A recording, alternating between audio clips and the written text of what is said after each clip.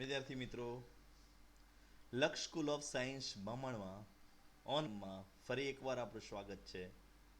આજે આપણે થોડીક સ્કૂલની યાદ કરીશું. ઘણા દિવસ થઈ ગયા સ્કૂલ જોઈને. આપણો ઓનલાઈન અભ્યાસ ચાલી રહ્યો છે. આપણી સ્કૂલની માટીની સુગંધને અહીં આપણે જોઈશું તો મજા આવી જાય. તો ચાલો સ્કૂલની ઝલક જોઈએ. આપણું સ્કૂલનું આ સિમ્બોલ, આપણી આ સ્કૂલનું બાહ્ય દેખાવ કેટલો સુંદર છે. જો ભારત માતા સાથે આ આપણું એન્ટરન્સ. અહીંથી તમે અંદર સ્કૂલમાં વારંવાર જાઓ છો અને યાદ આવતી હશે બધી. કેટલું સુંદર અહીં લાગી રહ્યું છે. આ આપણે હોલમાં બેસીને પ્રાર્થના કરીએ છીએ, ભેગા થયા છે, મિટિંગો યાદ આવે છે કશું? હાલના શબ્દો નિલેશભાઈ આપણા વાતો બધી તો બધું મિસ કરી રહ્યા છે.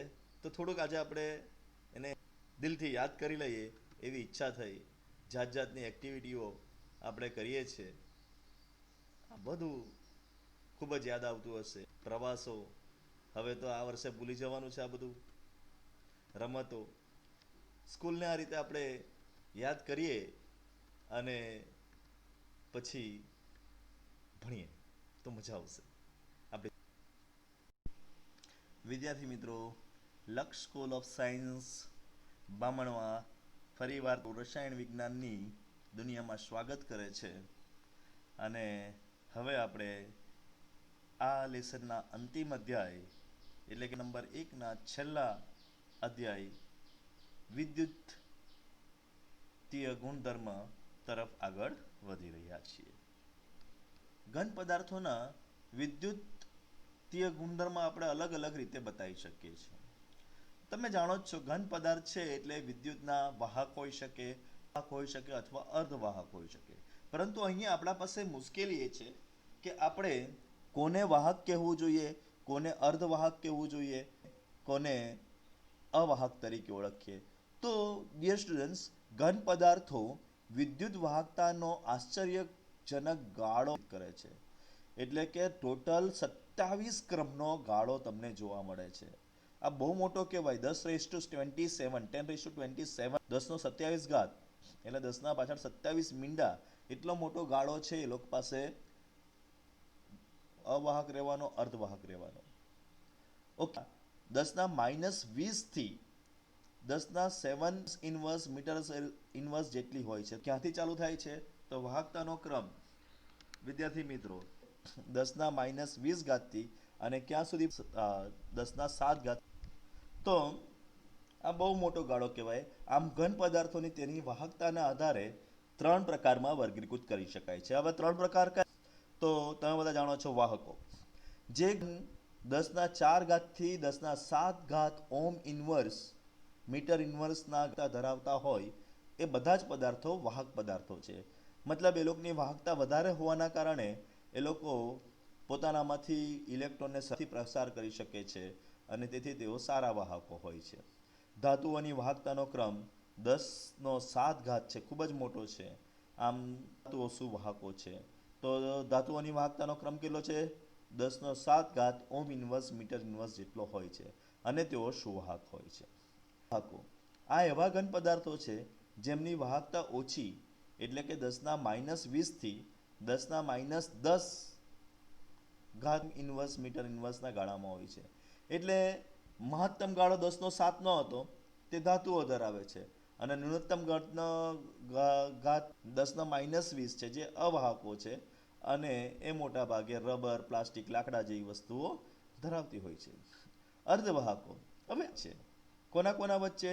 તો 10⁻4 આપણા પાસે અહીંયા એક લિમિટ છે. જુઓ, આ વાહકોની લિમિટ. તો તમે જોઈ શકો છો કે વાહકોની લિમિટ 4 થી 10⁻7 છે. નાનો ઘાત 10⁻4 છે. અને અવાહકોની લિમિટ 10⁻20 થી 10⁻10 મોટો ઘાત 10⁻10 છે. એટલે હવે આપણે આ 10⁻10 થી 10⁻4 સુધીની જે પણ વાહકતા હોય એને આપણે અર્ધવાહકો તરીકે ઓળખીએ છીએ. પણ ડિયર સ્ટુડન્ટ્સ, 10⁻10 એ ખૂબ જ ઓછી હોય છે. એટલા માટે અહીંયા 6 થી લેવામાં આવી છે. તો જેની વાહકતા 10⁻6 થી ચાલુ થાય અને 10⁴ સુધી હોય તો એવા પદાર્થને અર્ધવાહકો કહીએ છીએ.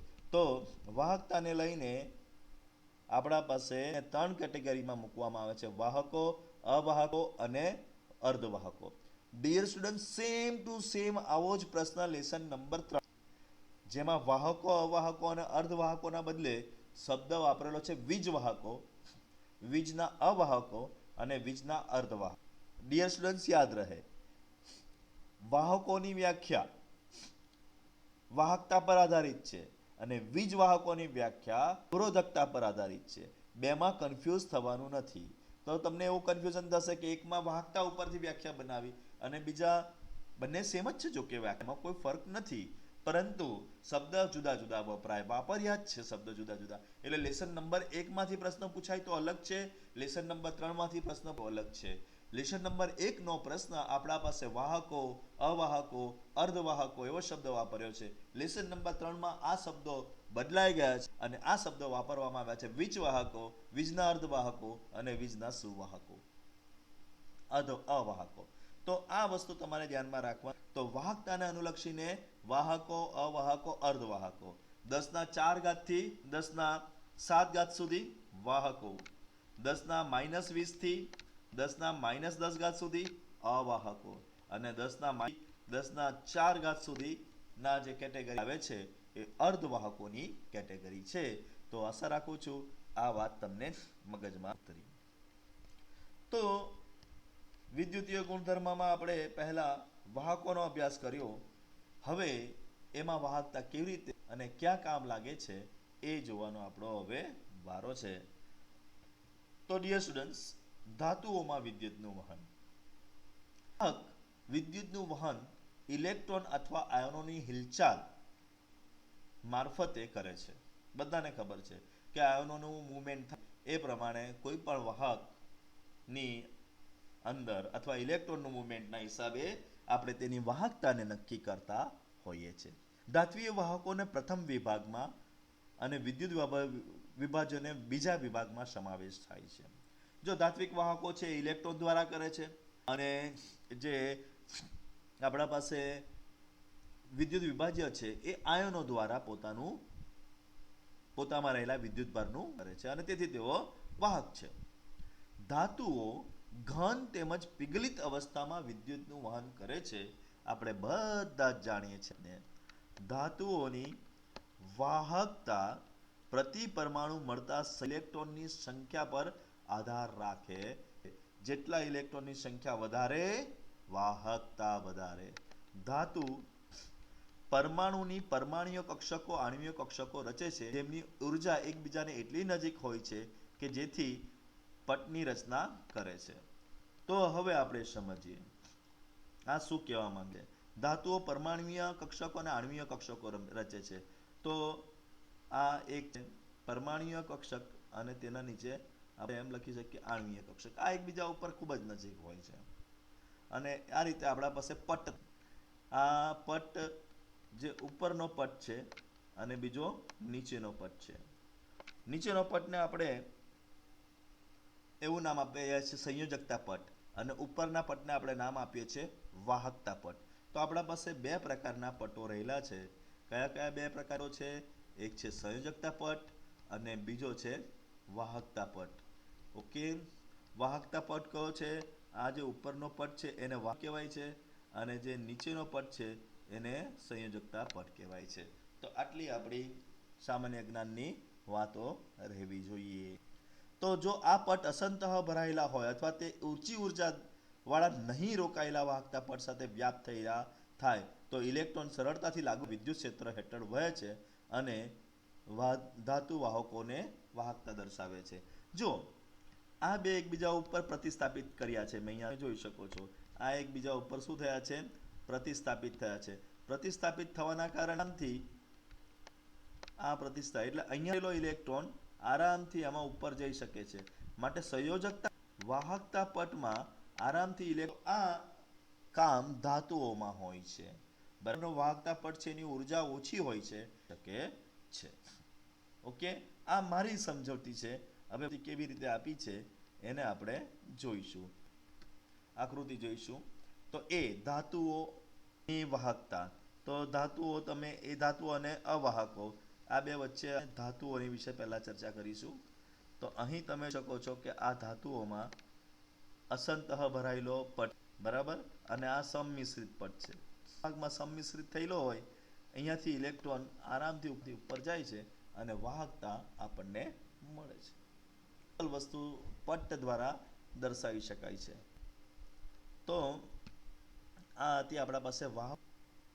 જો ભરાયેલા સંયોજકતા પટ વાહકતા પટ વચ્ચેની જગ્યા જો વધારે હોય અને તેવા પદાર્થોની વાહકતા ખૂબ જ ઓછી હોય છે અને તે અવાહક તરીકે કાર્ય કરે છે. આકૃતિમાં છો કે આ અસંતઃ ભરાયેલો પટ છે, સંમિશ્રિત પટ છે. અહીંયા જે આપણા પાસે આ પટ છે એ સંયોજકતા પટ આ રહ્યો અને આ સંયોજકતા પટ છે અને આપણો વાહકતા પટ છે અને બે વચ્ચેનો ઉર્જા વિસ્તાર તમે જોઈ શકો છો કેટલો મોટો. તો આટલો મોટો ઉર્જા વિસ્તાર હોવાના કારણે આપણા પાસે જે સંયોજકતા પટમાં ભરાયેલા પટમાંથી વાહકતા પટમાં સરળતાથી ઇલેક્ટ્રોન જઈ શકતો નથી અને એ શું નથી કરી શકતા? વહનનું કાર્ય કરી શકતા નથી. તો આની અંદર જાતે સમજો, પોતાની જાતે. હવે આમાં શું થયેલું હશે સમજો. આ કિસ્સામાં જે અર્ધવાહકનો કિસ્સો છે એમાં શું થતું હશે?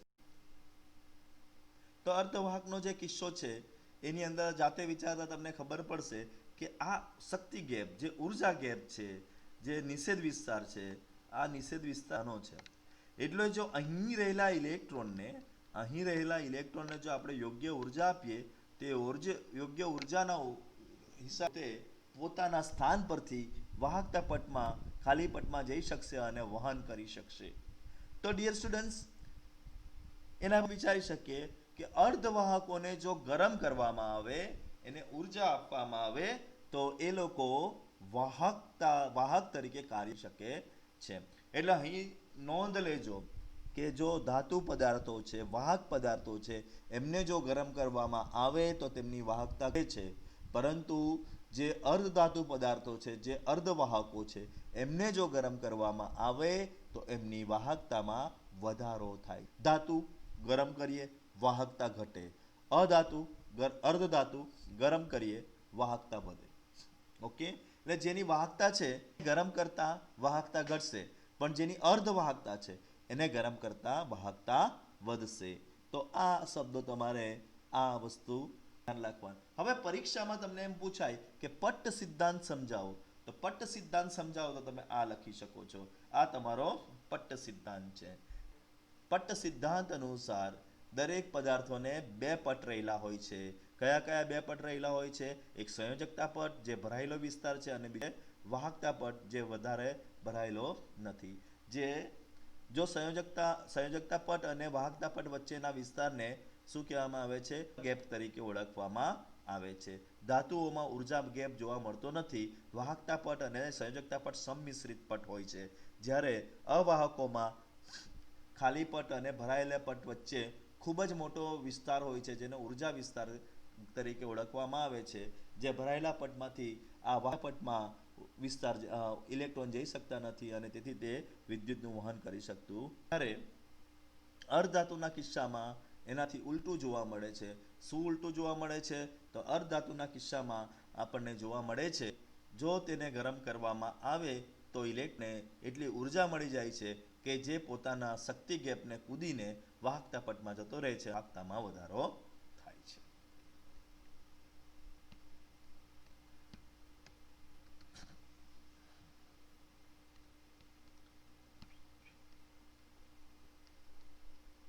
તો હવે ચર્ચા કરીશું આપણે અર્ધવાહકોમાં વહન. જે ઓલરેડી મેં તમને સમજાવ્યું જ છે, છતાં બુકમાં શું લખેલું છે એ જોઈ લઈએ. અર્ધવાહકોની બાબતમાં સંયોજકતા પટ અને વાહકતા પટ વચ્ચે ઓછી હોય છે, હમણાં આકૃતિમાં બતાવ્યું. આથી કેટલાક ઇલેક્ટ્રોન વાહકતા પટમાં કૂદી જઈ શકે છે અને થોડીક વાહકતા દર્શાવે છે. અર્ધવાહકોની તાપમાનના વધારા સાથે વધે છે, કારણ કે વધુ ઇલેક્ટ્રોન વાહકતા પટમાં કૂદીને જઈ શકે છે. સિલિકોન અને જર્મેનિયમ જેવા પદાર્થો આ પ્રકારની વર્તણૂક આવે છે અને તે આંતરિક અર્ધવાહકો તરીકે ઓળખાય છે. કે ભાઈ ગરમ કરતા જે આપણા પાસે નાનો શક્તિ ગેપ છે આ નાનો ગેપ તરત જ ભરાઈ જઈ શકે છે અને છે એટલે અહીંયા રહેલો ઇલેક્ટ્રોન જમ્પ કરીને આમાં જઈ શકે છે અને તેથી ધાતુઓને અર્ધધાતુઓને ગરમ કરતા તે આરામથી વધુ વાહકતા મેળવી શકે છે. આવા જે અર્ધવાહકો છે એને આંતરિક અર્ધવાહકો તરીકે ઓળખવામાં આવે છે. હવે આ આંતરિક અર્ધવાહકોની વાહકતા પ્રાયોગિક ઉપયોગિતા માટે ઘણી જ ઓછી હોય છે. કેમ ભાઈ? તમે વિચારો કે આપણે એક ઇલેક્ટ્રિસિટીનો તાર ગોઠવી દીધો, અર્ધવાહકનો વાપરીને સિલિકોનને આપણે ગોઠવી દીધું છે. હવે શું? હવે દીવો લઈને ત્યાં મૂકી રાખીએ, નહીં? દીવો મૂકી રાખીએ, આગ સળગા ગરમ થાય એટલે એની વાહકતામાં વધારો થાય. આ વ્યવહારુ છે? એ સમજાવે છે કે આ આંતરિક અર્ધવાહકોની વાહકતા પ્રાયોગિક ઉપયોગ માટે ઘણી જ ઓછી છે. તેથી તેમની વાહકતા વધારવી જોઈએ. માટે આપણે હમણાં કીધું કે તાપમાન વધારીને થઈ શકે. તાપમાન વધારવાનું યોગ્ય ઉકેલ નથી. તો શું કરીએ? જો આઈડિયા આપણે માણસ છે એ દરેક વસ્તુને માણસને તો બનાવે જ છે, પણ અહીં ધાતુ અધાતુઓને પણ ઉલ્લુ એને એવી રીતે ઉલ્લુ બનાવશે કે એને એવું જ લાગે છે કે મારા પાસે તો બહુ બધા ઇલેક્ટ્રોન છે, હું તો વાહક છું. જુઓ કેવી રીતે ઉલ્લુ બનાવે છે. તો તેમની વાહકતા યોગ્ય શુદ્ધિને જરૂરી પ્રમાણમાં ઉમેરીને વધારી શકાય છે. એ જે આપણા પાસે સિલિકોન છે, જર્મેનિયમ છે, એવા અર્ધવાહકો છે એની અંદર આવે છે અને આવી અશુદ્ધિ ઉમેરીને તેની વાહકતામાં વધારો લાવી શકીએ છીએ. ઉમેરવાની પ્રક્રિયાને ડોપિંગ તરીકે ઓળખ. પરીક્ષાનો બહુ ફેમસ ક્વેશ્ચન છે કે ડોપિંગ. તો ડોપિંગની આ રીતે આપણા પાસે જે વાહકતા આપણે વધારવા માટે તેમાં ઉમેરીએ છીએ, તો આ અશુદ્ધિને આપણે તરીકે ઓળખીએ છીએ. જે અશુદ્ધિ ઉમેરવાની પ્રક્રિયાને ડોપિંગ કહેવામાં આવે છે. ડોપિંગ સિલિકોન અને જર્મેનિયમ જેવા આંતરિક અર્ધવાહક મૃદ અથવા તો ઇલેક્ટ્રોન ઉણપ અશુદ્ધિઓના ઉપયોગ કરીને કરી શકાય છે. ચલો હું તમને એક વાત પૂછું, બરાબર ધ્યાન આપો. દાખલા તરીકે આપણા પાસે 4 વસ્તુને આપણે યુઝ કરી શકીએ. ઓકે, પણ આ 4 વસ્તુ જકડાયેલું છે, કશેકમાં મુકાયેલું છે. એવું આપણે અહીંયા એક આકૃતિ દોરું છું. આ આકૃતિ ઉપર ધ્યાન આપો. 1 2 3 અને 4. આ 4 જગ્યા ઉપર આપણે દરેક જગ્યા ઉપર એક એક વસ્તુ આ મૂકેલું છે, આ રીતે જકડાયેલું છે. હવે એમાંથી બહાર પણ નીકળી શકતું નથી. આમાંથી બહાર નીકળી શકતું નથી, પરંતુ આપણે એમાં જોડી બનાવી દઈએ અને આની નથી બનાવતા, તો આ એક ખાલી રહી ગયું. યાદ રાખજો બરાબર. હા, આવી જ આપણે પરિક્રમા બીજા એના માટે કરીએ. આ એક ભાગ લઈ લીધો, આ બીજો ભાગ ઉપરનો લઈ લીધો, આ ત્રીજો ભાગ જમણેનો લઈ લીધો અને ચોથો ભાગ ડાબેનો લઈ લીધો. આની અંદર પણ આપણે આ રીતે દરેકમાં એક એક વસ્તુ મૂકી રાખીએ છીએ. ચલો આમાં પણ આપણે પેર કરાવવા જઈએ છીએ, પણ આમાં 4 પેર કરવાના બદલે હું કરું છું 5 પેર. તો એક ઇલેક્ટ્રોન આલ્લો આ વધારાનો ખાલી રહી ગયો, જે બહાર જવા માટે તૈયાર છે. અહીંયા એક ઇલેક્ટ્રોન ખાલી રહી ગયો, એ પોતાના પાસે બોલાવવા માટે તૈયાર છે. કોઈ બી એક તાલાવેલી હશે કે પેલા બંધાઈ ગયા, હું એકલો રહી ગયો, એટલે ઇલેક્ટ્રોનને પકડીને પોતાના તરફ ખેંચવાનો પ્રયત્ન કરી શકે છે. જ્યારે ફ્રી થઈ ગયો છે, મુક્ત થઈ ગયો છે અને બહાર જવાની પ્રકૃતિ દર્શાવશે. તો આ અંદર બોલાવવાની પ્રકૃતિ દર્શાવે છે, તો આ બહાર જવાની પ્રકૃતિ દર્શાવશે. તો આમ આપણા પાસે આની અંદર સિલિકોનના જે 4 ઇલેક્ટ્રોન છે, જર્મેનિયમના જે બાહ્યક 4 ઇલેક્ટ્રોન છે. સમજી ગયા કોની વાત ચાલતી હતી? સિલિકોન અને જર્મેનિયમની. બાહ્ય કક્ષામાં 4 ઇલેક્ટ્રોન છે, જર્મેનિયમના બાહ્ય કક્ષામાં 4 ઇલેક્ટ્રોન છે. આ 4 ઇલેક્ટ્રોનમાં આપણે એવી અશુદ્ધિ દાખલ કરી શકીએ કે જેમાં એક ઇલેક્ટ્રોન ઓછો હોય, અશુદ્ધિ. આ ઇલેક્ટ્રોન જર્મેનિયમ અને એના આ 4 ઇલેક્ટ્રોનમાં આપણે એવી અશુદ્ધિ દાખલ કરીએ કે જે હોય એટલે કે એક વધારે ઇલેક્ટ્રોન હોય તો ઇલેક્ટ્રોન સમૃદ્ધ અશુદ્ધિ. તો આમ ઇલેક્ટ્રોન સમૃદ્ધ અશુદ્ધિ અથવા તો ઇલેક્ટ્રોન ઉણપ અશુદ્ધિનો ઉપયોગ કરીને આપણે એને વાહકમાં ફેરવી શકીએ છીએ. તો આ છે આપણી પાસે અર્ધવાહકોમાં વાહકતા. અને એના લીધે શું થશે? તો હવે એના લીધે શું થશે એ અહીં સમજીએ. તો પહેલા આપણે ઇલેક્ટ્રોન સમૃદ્ધ અશુદ્ધ. ઇલેક્ટ્રોન સમૃદ્ધ જર્મેનિયમના અંદર કેટલા ઇલેક્ટ્રોન છે? તો જર્મેનિયમની અંદર ટોટલ 1 2 3 4 ઇલેક્ટ્રોન જુદી જુદી રીતે છે. બરાબર. હવે ઇલેક્ટ્રોન સમૃદ્ધ એટલે આનાથી વધારે એટલે કેટલા ઇલેક્ટ્રોન વાળું? તો 5 ઇલેક્ટ્રોન વાળું. કેટલા ઇલેક્ટ્રોન વાળું? 5 ઇલેક્ટ્રોન વાળું કોઈ આપણે અંદર અશુદ્ધિ દાખલ કરીએ. હવે 5 ઇલેક્ટ્રોન કોનામાં હોય? તો જો સમૂહ બોલું છું, બધા ધ્યાન આપજો. સમૂહ 1 ઇલેક્ટ્રોન, બીજો સમૂહ 2 ઇલેક્ટ્રોન, પછી ડાયરેક્ટ આવી જાય 13મો સમૂહ 3 ઇલેક્ટ્રોન, સમૂહ 4 ઇલેક્ટ્રોન, 15મો સમૂહ 5 ઇલેક્ટ્રોન. તો 15મા સમૂહની અંદર આવતા બધા તત્વોને આપણે કરી શકીએ. 15મા સમૂહમાં કોણ કોણ આવે? 15મા સમૂહમાં ફોસ્ફરસ, નાપાસ સભી, nitrogen, phosphorus, arsenic, antimony, bismuth. Oh, એમાંથી એવા કોણ છે? ફોસ્ફરસ અને આર્સેનિક છે. તો જાતે વિચારી લેવાય છે. ચલો બુકમાં શું લખેલું જોઈશું. તો બુકમાં લખ્યું છે ઇલેક્ટ્રોન સમૃદ્ધ અશુદ્ધિમાં કે સિલિકોન અને જર્મેનિયમ કોષ્ટકના 14મા સમૂહમાં સમાવેશ થાય અને તેમને દરેકને 4 સંયોજકતા ઇલેક્ટ્રોન હોય છે.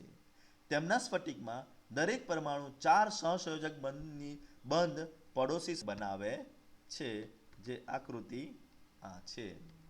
અહીં તમે જોઈ શકો છો આરામથી આ સિલિકોનનો એક પરમાણુ, આ બીજો, એ જ રીતે ઉપર અને તે જ રીતે જમણે ગયા છે.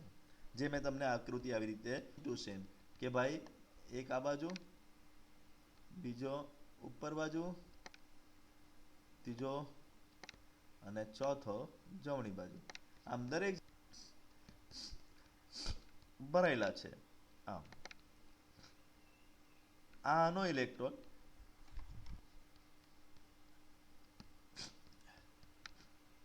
આનો ઇલેક્ટ્રોન આનો ઇલેક્ટ્રોન આનો ઇલેક્ટ્રોન બાજુવાળાનો અને બાજુવાળાનો આમ સહસંયોજક બનતી ગઈ. તો આ સિલિકોનનો ભાગ છે. તો ફરી એકવાર આપણે વાંચીએ શું લખ્યું છે. તો આકૃતિ 1.34 પાડોશી સાથે લોકો સહસંયોજક બનતી જોડાયેલા હોય છે. જ્યારે તેમનું સમૂહ 15ના તત્વો જેવા કે ફોસ્ફરસ અને આર્સેનિક જે સંયોજકતા કોષમાં 5 ઇલેક્ટ્રોન ધરાવે છે તેના વડે ડોપિંગ કરવામાં આવે છે, ત્યારે અથવા જર્મેનિયમના કેટલાક લેટિસ સ્થાનો રોકે છે, જે આકૃતિ 1.34 બી શું કહે છે. તો અહીં ઓછો હથિયાર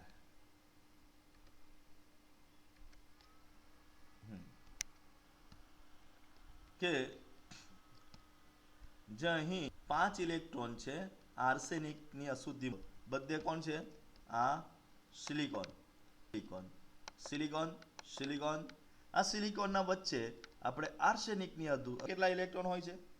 5. જેમાંથી એના અહીંયા બંધ બનાવવા માટે, અહીંયા બંધ બનાવવા માટે, અહીંયા બંધ બનાવવા માટે એક ઇલેક્ટ્રોન બચી ગયો. આ મુક્ત ઇલેક્ટ્રોન છે મેં જમાણે. તો આર્સેનિક જેવી ઉમેરીને આપણે સિલિકોનને એક ઇલેક્ટ્રોન મુક્ત કરાવી શકીએ છીએ. તો આવી રીતે જે વાહક બને એ મુક્ત ઇલેક્ટ્રોન દ્વારા વધુ માત્રામાં વિદ્યુતનું વહન કરશે. ઓકે. તો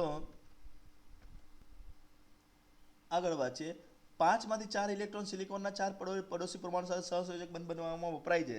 5મો ઇલેક્ટ્રોન વધારાનો છે અને તે વિસ્તૃત થાય છે.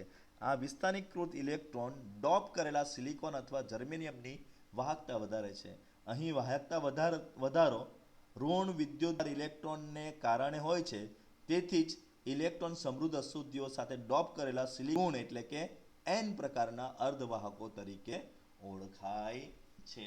તો જ્યારે ધાતુ સમૃદ્ધ ઇલેક્ટ્રોન શુદ્ધિ દ્વારા ડોપિંગ કરવામાં આવે તો એક ઇલેક્ટ્રોન બહાર રહેતો હોવાથી તેનો ઋણ વિદ્યુતભાર બને છે અને એટલા માટે એને નેગેટિવ પ્રકારના અર્ધવાહકો તરીકે ઓળખવામાં આવે છે. તો સમજી જાઓ હવે કે પોઝિટિવ પ્રકારના કોણ હશે અને કઈ અશુદ્ધિ ઉમેરવામાં આવશે. તો મેં ત્યાં બતાવ્યું કે 5 સિલિકોનના 4 છે, વધારાના 5, તો ઘટાડાના ઇલેક્ટ્રોન એટલે 3. 3 માટે કયું કામ લાગશે? 13મો સમૂહ. 13મા સમૂહમાં કોણ આવે? બાલગેન્ટાલ, બોરોન, એલ્યુમિનિયમ, ગેલિયમ, હિલિયમ. કોઈનો પણ ઉપયોગ કરીને આપણે એની અંદર અશુદ્ધિ ઉમેરી કરીએ તો અહીંયા જુઓ શું આપવામાં આવેલું છે અશુદ્ધિમાં. તો અહીંયા છે આ silicon, silicon, silicon, silicon, silicon, silicon, silicon, silicon, બધા સિલિકોન. સિલિકોનની અંદર બોરોનની અશુદ્ધિ ઉમેરવામાં આવેલ છે અને આ બોરોનની અશુદ્ધિ ઉમેરવાના કારણે બોરોનને કેટલા હોય છે? 3. એટલે 3 માનો ત્રીજો વપરાઈ ગયો, 3 માનો ત્રીજો વપરાઈ ગયો. પણ ડિયર સ્ટુડન્ટ્સ, અહીં શું થશે? આટલે શું થશે? અહીંયા તો એક જ રહી જવાનું. એક કોઈ એક ઇલેક્ટ્રોનને પોતાના પાછું બોલાવવા માટે તત્પર હશે. એટલે આ સમજો કે ઇલેક્ટ્રોનને આકર્ષે છે એટલે પોતે કેવો રહેવો જોઈએ? બહાર. એટલે આવાને આપણે પી પ્રકારના અર્ધવાહકો તરીકે ઓળખીએ છીએ. તો ચાલો બુકમાં છે એ વાંચીશું. તો બુકમાં લખ્યું છે કે સિલિકોન અને જર્મેનિયમને સમૂહ 13ના તત્વો જેવા કે બી, બોરોન, એલ્યુમિનિયમ, ગેલિયમ તેમની સાથે ડોપ કરી શકાય છે. તે જગ્યા ગુમ થયેલો છે તેને ઇલેક્ટ્રોન છિદ્ર અથવા તો ઇલેક્ટ્રોન રિક્તતા વેકેન્સી કહે છે. આપણે હમણાં જોયું પાડોશી પરમાણુમાંથી નવ છિદ્ર ભરી દે છે, પણ આમ કરવામાં તેને પોતાનું મૂળ સ્થાન ઇલેક્ટ્રોન જો આ પરમાણુ બને તો એવું દેખાશે કે ઇલેક્ટ્રોન છિદ્રથી વિરુદ્ધ દિશામાં જશે. એ શું કહેવા માંગે? ચલો અહીંયા ખાલી સ્થાન છે, આ રિક્ત સ્થાન છે. હવે એને સરભર એટલે આ ખાલી સ્થાન થઈ ગયું. એટલે અહીંયાથી ઇલેક્ટ્રોન અહીંયા જતો રહે થઈ ગયું. એટલે અહીંયાથી ઇલેક્ટ્રોન આ જતો રહેશે. એટલે એક જાતની ખાલી જગ્યા. તો પહેલા ખાલી જગ્યા ક્યાં હતી? નંબર 1. બીજી ખાલી જગ્યા ક્યાં ઉત્પન્ન થઈ? બીજી ખાલી જગ્યા અહીંયા ઉત્પન્ન થઈ. 6 થી ખાલી જગ્યા અહીંયા, 5મી અહીંયા. આમ આપણને એવું લાગે છે કે ખાલી જગ્યા ઇલેક્ટ્રોનનું વિદ્યુતનું વહન કરે છે. તો એ પોઝિટિવ આપણે કહીએ છીએ, અથવા તો ઇલેક્ટ્રોન વિરુદ્ધ દિશામાં આગળ વધે છે એવું પણ આપણે સમજી શકીએ છીએ. તો હું આશા રાખું છું કે તમને પી ટાઈપ સેમિકન્ડક્ટર કોને કહેવાય. તો જો આ પ્રમાણે બને તો એવું દેખાશે કે ઇલેક્ટ્રોન છિદ્ર નહીં ભરાયેલા ઇલેક્ટ્રોન વિરુદ્ધ દિશામાં જશે. વિદ્યુતીય ક્ષેત્રને અસર હેઠળ ઇલેક્ટ્રોન ધન ભાર ધરાવતી પ્લેટ તરફ ઇલેક્ટ્રોન છિદ્ર દ્વારા જશે. એ પણ દેખાશે કે ઇલેક્ટ્રોન ધન ભાર વડે રોકાયેલા છે અને તે ઋણ ભારિત પ્લેટ તરફ ખસે છે. આ પ્રકારના અર્ધવાહકો પ્રી પ્રકારના અર્ધવાહકો છે. આ પ્લેટ બેટ શબ્દ વાપરવાનો નહીં, તમને જે ફાવે મેં સમજાવ્યું છે એ પ્રમાણે લખી દેવાનું. તો પી પ્રકારના અર્ધવાહકો આપણે સમજી લીધા. ઓકે, તો પી પ્રકારના અર્ધવાહકો સમજ્યા પછી હવે આપણે એન પ્રકારના અને પી પ્રકારના અર્ધવાહકોના અનુપ્રયોગો, ઉપયોગો જોઈશું કે એનો ઉપયોગ આપણે ક્યાં કરી શકીએ. તો ઇલેક્ટ્રોનિક સંઘટકો બનાવવા માટે એન પ્રકાર અને પી પ્રકારના અર્ધવાહકોનો જુદા જુદા સંયોગીકરણ વપરાય છે. ડાયોડ એન પ્રકારના અને પી પ્રકારના અર્ધવાહકોનું સંયોગીકરણ છે. ડાયોડ છે તો એન પ્રકારના અને પી પ્રકારનાને આપણે સંયોગ બનાવી બીજાના સાથે ભેળવીને આપણે શું બનાવી શકીએ છીએ? એનો ઉપયોગ કરી શકીએ છીએ. તો ડાયોડ એટલે ખાલી 2 જ પ્રકારના એન અને પી પ્રકારના આપણે શું સાથે ભેળવીને ડાયોડ બનાવી શકીએ છીએ. તો ડાયોડ એ એન પ્રકાર અને પી પ્રકારના અર્ધવાહકોનું સંયોગીકરણ છે એવું યાદ રાખવાનું છે. અને આ ડાયોડો રેક્ટિફાયરમાં વપરાય છે. એ તમે ફિઝિક્સમાં ભણશો. શામાં ભણશો? આ રેક્ટિફાયરમાં વપરાય છે. રેક્ટિફાયર એટલે અપ કરવો, ડાઉન કરવો, બરાબર, આ બધું કામ રેક્ટિફાયરનું છે. તો તેમાં એ વપરાશે. ટ્રાન્ઝિસ્ટર એક પ્રકારના અર્ધવાહકો બીજા પ્રકારના 2 અર્ધ વચ્ચેના સ્તરમાં સેન્ડવિચ કરીને બનાવવામાં આવે છે.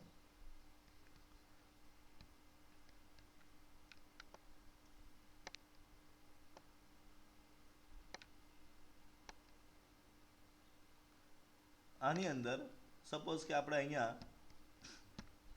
એન લઈ લીધો છે, અહીંયા પી લઈ લીધો છે, અહીંયા ફરી લઈ લીધો છે. તો બે પ્રકારના અર્ધવાહકો છે, બરાબર.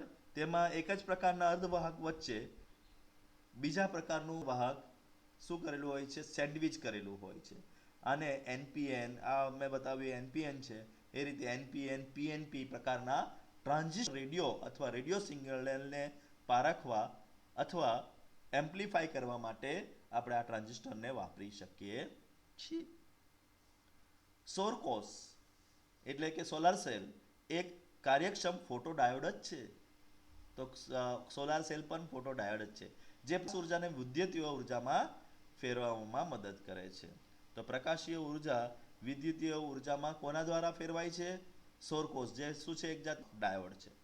જર્મેનિયમ અને સિલિકોન સમૂહ 14 ના તત્વો છે અને તેની 4 તેમની લાક્ષણિકતા હોય છે અને તે હીરાની જેમ 4 બનશે છે. વિપુલ પ્રકારના ઘન અવસ્થા પદાર્થો સમૂહ 13 અને 15 અથવા 12 અને 16 તત્વોના બનાવાયા છે. જીઈ અથવા એસઆઈના સરેરાશ 4 સંયોજકતા ઇલેક્ટ્રોનને ઉદ્દીપ્ત કરે છે.